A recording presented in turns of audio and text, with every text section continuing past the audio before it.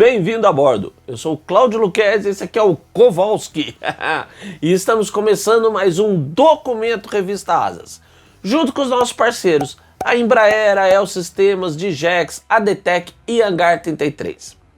E fica já o nosso recado. Se gostou do vídeo, dá o seu curtir e não deixa de comentar. Quanto mais você participa, mais o YouTube te manda as notificações e você fica informado de tudo que rola aqui no canal. E visita também a nossa loja online, sempre com muitas novidades. A edição mais recente da Asas está muito especial. E como eu sempre digo, pensar faz bem. Então vamos lá! A Guerra do Afeganistão, que envolveu a intervenção soviética no país, teve início em 24 de dezembro de 79 e se alongou até 15 de fevereiro de 89. E quando se fala de aviação nessa guerra, geralmente se trata da aviação tática soviética, com seus MiG-21, 23, Su-25 e outros tipos, e helicópteros como os Mi-24, Mi-8 e outros. O que quase nunca se comenta é a participação da aviação de longo alcance, a aviação estratégica soviética, e de um dos aviões mais marcantes de toda a Guerra Fria, o bombardeiro pesado supersônico Tupolev Tu-22M, o Backfire, como é chamado pela OTAN. E é exatamente isso que a gente vai ver nesse vídeo. Nessa guerra, as forças soviéticas não enfrentavam um exército regular, mas grupos guerrilheiros muçulmanos, genericamente chamados de mujahedins, que recebiam armas como mísseis Stinger e outros suprimentos dos Estados Unidos e também treinamento, orientação e instrução tática de militares norte-americanos e também de países aliados deste na OTAN, como a França e o Reino Unido. Muito desse suporte se dava pela longa fronteira afegã com o Paquistão, cujo serviço secreto atuava quase que literalmente como um terceirizado de Washington, transferindo dinheiro, armas, equipamento e dando treinamento aos rebeldes islâmicos.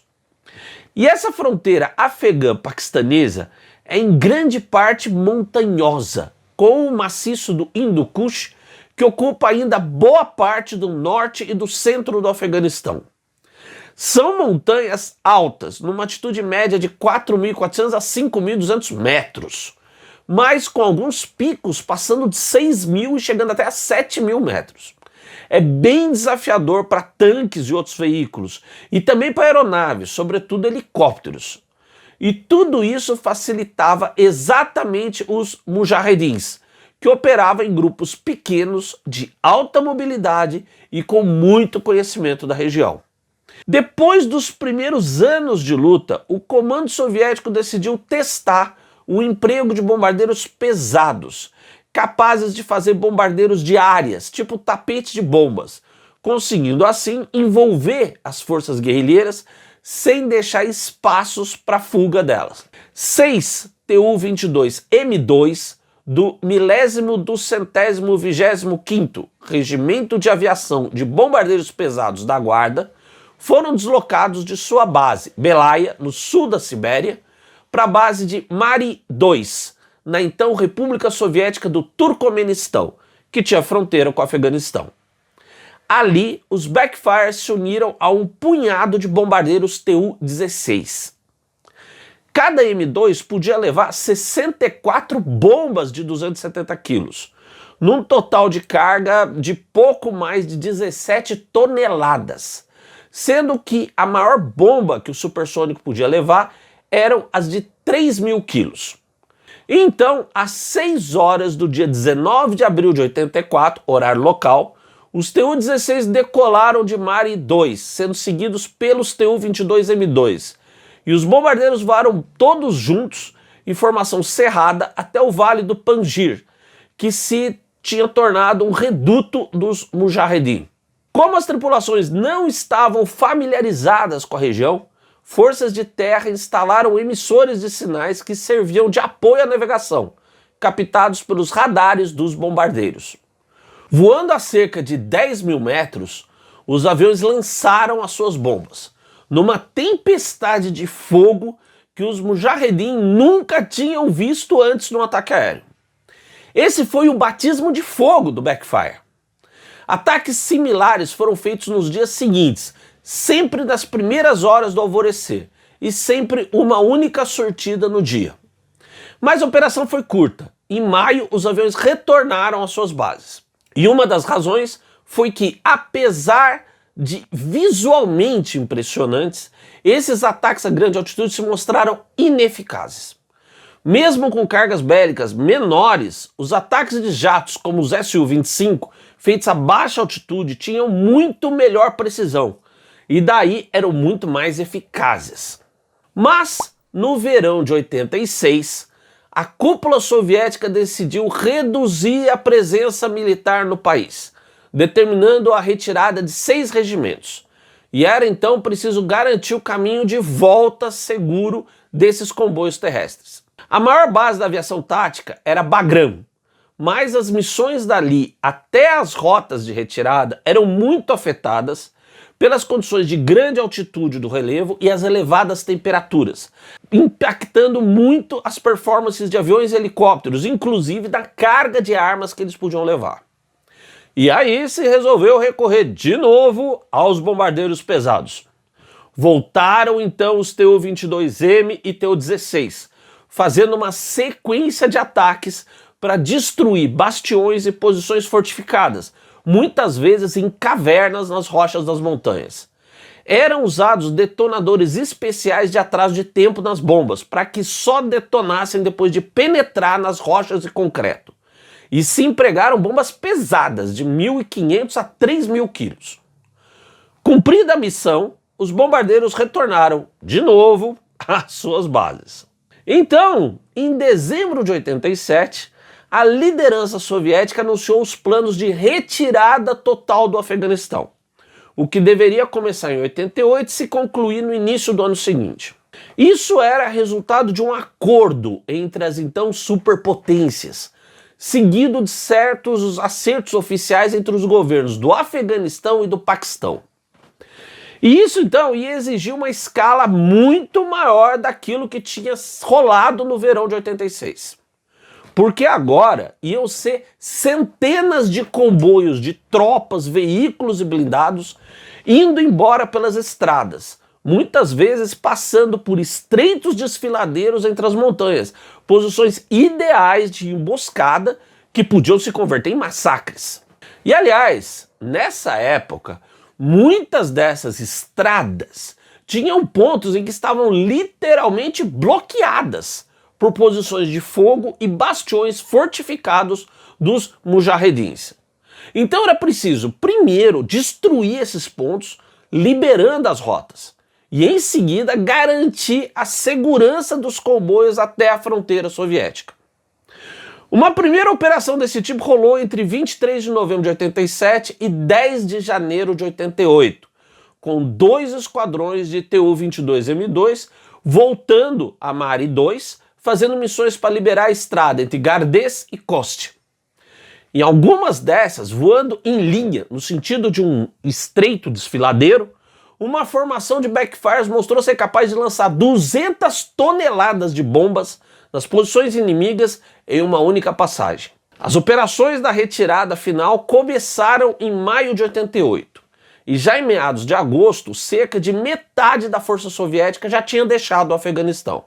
Mas, se a retirada tinha sido acertada entre governos, os mujahedins tinham ficado de fora e não estavam nem um pouco afim de dar trégua às tropas em retiradas. Houve tratativas diretas de comandantes soviéticos para uma saída em paz das tropas, e até se chegou em alguns acordos para isso com alguns lordes da guerra locais.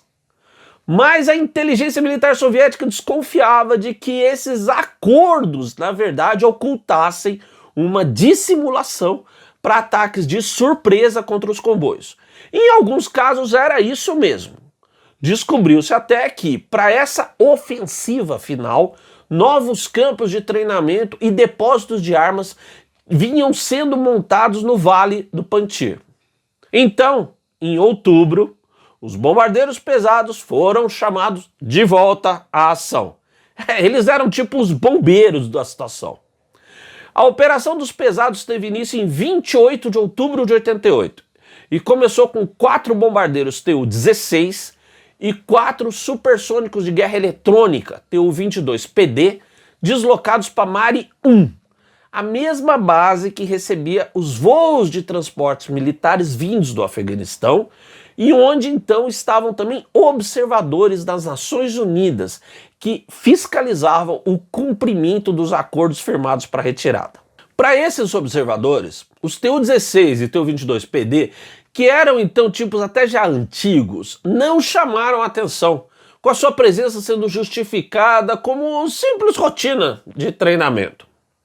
Longe desses olhares ocidentais indiscretos, nesse mesmo dia 28, 2 esquadrões de Tu-22M3, somando 18 aparelhos, chegaram em Mari 2. Eram todos do 185º Regimento de Aviação de Bombardeiros Pesados da Guarda, sediado na base aérea de Poltava 4. E o seu deslocamento foi feito sob extremo sigilo. No alvorecer do dia 28, as tripulações foram acordadas em alerta para decolagem e só souberam do seu destino, Mari 2, quando já estavam em voo. Mas havia alguns problemas. O regimento tinha sido a primeira unidade aérea a receber a mais nova e avançada versão do Backfire, o Tu-22M3, que tinha atingido a sua capacidade operacional plena apenas 5 anos antes. Assim, os aviões do regimento eram do primeiro lote de produção, eram os primeiros que tinham sido produzidos e careciam de alguns sistemas. Alguns aviões, por exemplo, não tinham os lançadores de iscas térmicas, o flare, para se proteger de mísseis guiados pelo calor, algo que era fundamental para se voar no Afeganistão, com os mujahedins abarrotados de mísseis antiaéreos portáteis, fornecidos pelos Estados Unidos e seus aliados. Para contornar isso, no deslocamento para Mari 2, o regimento recebeu emprestados alguns M3 do 42º Regimento, cujos aviões eram exatamente dos últimos produzidos, totalmente equipados e dispondo inclusive das versões mais aperfeiçoadas dos sistemas de bordo.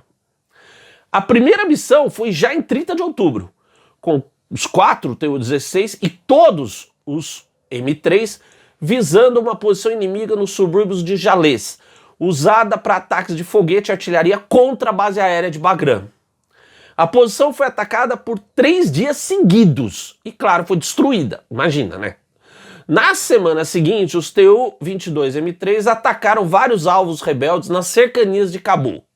E logo depois, para melhor resultado contra as posições fortificadas, as bombas de 500 quilos que vinham sendo usadas foram trocadas pelas mais pesadas, aquelas de 1.500 e até de 3.000 quilos.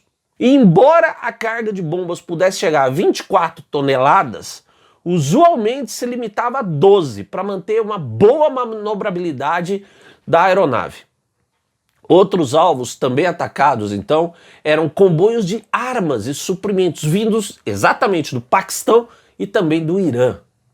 Numa dessas missões, pela primeira vez, um Tu-22M3 lançou 2 dessas bombas de 3.000 quilos em velocidade supersônica, Mach 1.4. O avião estava a 9.000 metros de altitude e o ataque foi bem sucedido com a destruição do alvo. Uma missão normal envolvia o voo subsônico a uns 900 km por hora até o alvo, numa altitude de uns 9.500 metros, para evitar mísseis portáteis, com a navegação sendo feita em modo automático. Uma vez na área, a tripulação buscava identificar o alvo visualmente, e então as bombas eram lançadas de modo automático, sendo que o sistema do Tu-22M3 exibiu uma impressionante precisão. Também como padrão, os Backfire eram escoltados por caças, geralmente os MiG-23 MLD, e também um Tu-22PD, que conseguia interferir com sucesso nos radares dos caças F-16 paquistaneses, que rotineiramente invadiam o espaço aéreo afegão, prontos para atacar qualquer avião soviético que lhes aparecesse. Era um perigo real, e os pilotos desses F-16 voavam de modo a fugir bem rápido pro outro lado do muro, negando qualquer intrusão do espaço aéreo afegão, o que em si configurava o desrespeito do Paquistão aos acordos de paz firmados. Normalmente os backfires operavam de dia, mas foram feitas algumas missões noturnas, especificamente para desorganizar forças rebeldes que estavam se reagrupando para atacar as tropas soviéticas em retirada. Em 5 de dezembro de 88, os bombardeiros do 185º Regimento voltaram para casa, num sistema de rodízio em Mari 2, sendo substituídos pelos backfires do 432º Regimento e um destacamento do 132º. Curiosamente, olha só, um Tu-22M3 do 432º, que tinha sido um daqueles emprestados ao 185º Regimento, ficou e continuou a voar, agora com a sua unidade original. E assim se tornou o Tu-22M3 com o maior número de missões feitas no Afeganistão, 35. Um último rodízio de regimentos foi feito em fevereiro de 89 e, enfim, no dia 14 daquele mês, aconteceu a última missão dos bombardeiros. Em 13 de março, os backfires deixavam, enfim, Mari 2, voltando às suas bases. Terminava a sua participação no Afeganistão. Nenhum bombardeiro foi perdido, nem por ação inimiga, nem por acidente ou falha.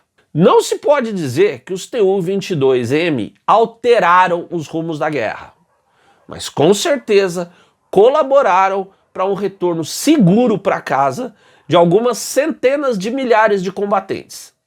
Para esses, os grandes bombardeiros cumpriram a sua missão. Essa foi a história dos backfires soviéticos no Afeganistão, que você conheceu aqui no canal da Revista Asas, comigo e com o Kowalski, o melhor da aviação e sua história e cultura no YouTube. Um grande abraço e até o próximo voo.